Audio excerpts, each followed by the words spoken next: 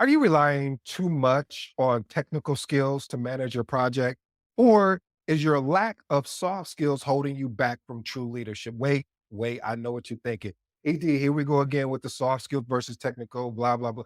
Listen, can you name me the top three soft skills that could double your career prospect in the next 6 to 12 months? You hold that thought. And the craft that I love, that I hope you fall in love with, called project management. Mastering both hard and soft skill is no longer a luxury. We can no longer take this for granted. We are in a global economy and this is a requirement that we start balancing both of these items. But the question is where do I even start? Well, in today's episode, I'm going to show you the blend between these critical skills to take your project management game to the next level. Again, we're going to break down hard skills and soft skills. So hard skills are specific and teachable, very high level definition. Soft skills are more people driven, meaning interpersonal that help you interact effectively with individuals. Now, the let's just jump into what the blend is between what project management is. So, project management is a blend of hard and soft skills. Now, I know a lot of people be like, "There's no such thing as hard skills and soft skills." I again, I guess if you wanna just say these are names, but you do need to be able to do some of the things that I am talking about today, meaning, hard skills are more like the key differences are, uh, hard skills are more tangible, where soft skills are not as tangible, meaning they're intangible and they're harder to define. When it comes to job specific, hard skills are often really job specific driven, meaning you're going to do X, Y, and Z, where soft skills are broadly um, discuss as far as okay, we're gonna need you. We need someone that can be a good communicator.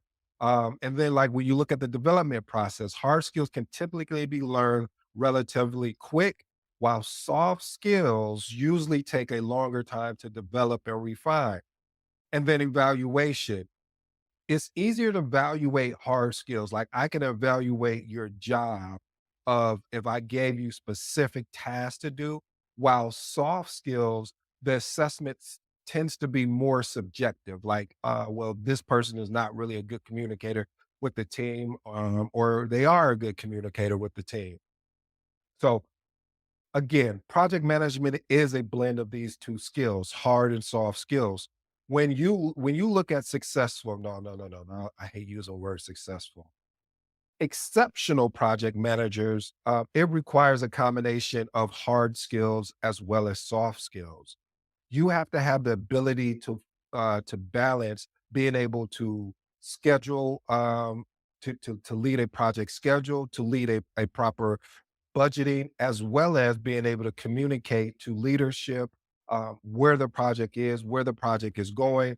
In a Because if you don't do that, then they're going to be like, well, even if you got all the information, they're going to think you don't know what you're doing, and maybe they need to get someone else in there. So having that ability to communicate, that is a soft skill. Scheduling and budgeting is more of a hard skill. So my goal today for you family is I'm going to break down some of the areas that I believe are important, that are imperative to this thing that I love, that I hope you fall in love with, called project management.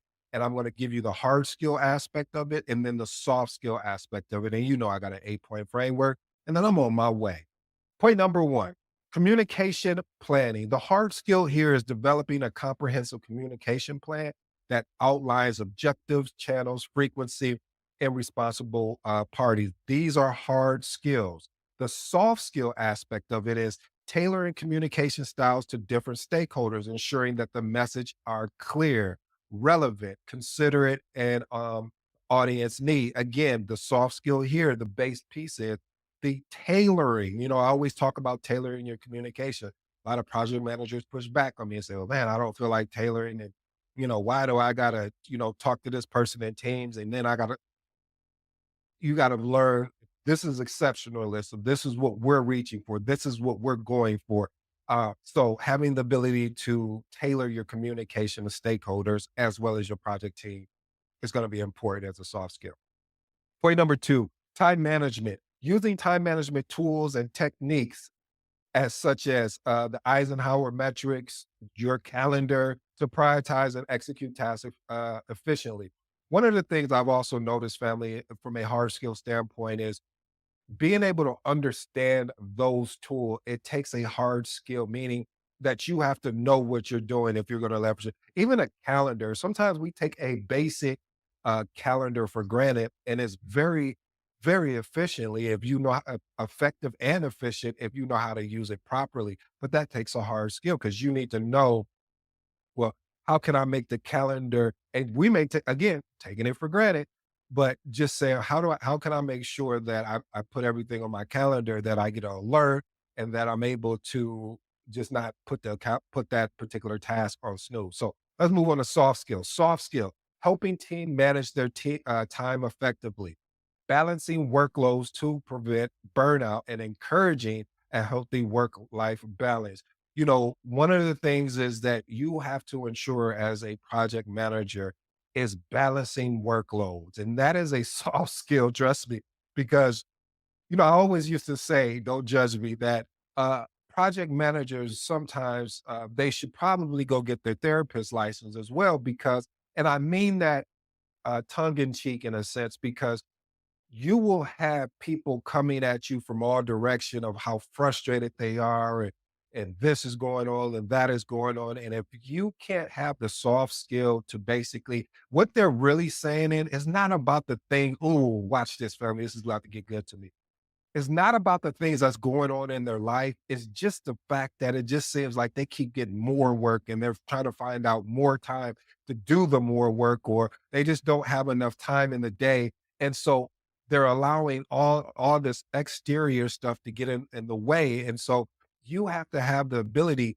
I don't take that loosely or for granted when a project team member comes to you and they just are feeling burnt out and they just need to vent. A lot of times as us project managers, we want to solve the problem, which I'm big on.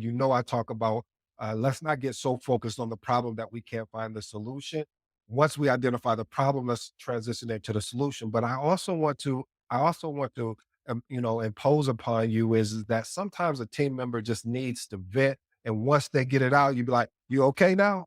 Yep, I'm good. All right, now let's get back to work.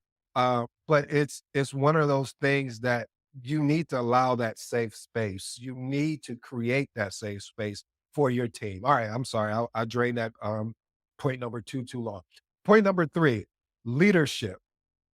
As we know, the hard skill is being able to apply different leadership models and frameworks to guide your project team towards achieving objectives and maintaining a high performance. Now, the soft skill here is basically inspiring and motivating the team, being approachable and supportive. Probably, I guess this is going to be a rant Monday, because again, hey, I'm feeling great. I hope you guys are feeling great out there. But listen, as a leader of your team, you have to be able to be inspiring. You have to be supporting, like I shared earlier, of allowing your team to vent. But you have to understand that when you're talking to your team, you have to ask them, are we venting here or are we looking to solve something? I meant to mention that because sometimes, we want to look to solve it and then they just need to vent. And sometimes they're venting and we're like, wait, we need to solve this, because if we don't, this is going to be an ongoing problem that's going to continue to happen. So also, I always say, Baba always say, don't do as I say, don't do as I do as I say. But we really have to be able to do as we do, meaning that you need to be able to lead by example in both performance and behavior. They're looking at you, know it or not. And you may say, well, they don't report it to me. They are looking to see. Trust me, they're watching you. And so being able to be professional at all times, being able to still, create that atmosphere of accountability as well as responsibility, and you holding yourself when you say you're going to do something, that you're doing it.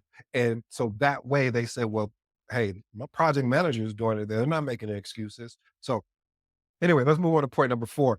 Point number four, the two problem solving. Again, hard skill, soft skill. Hard skill is because remember, like I said, we're talking. This is a balancing act, and I thought I want to switch it up from everything else that I've seen out there. Most people are not talking about it. I guess I should have said that at the beginning of the episode.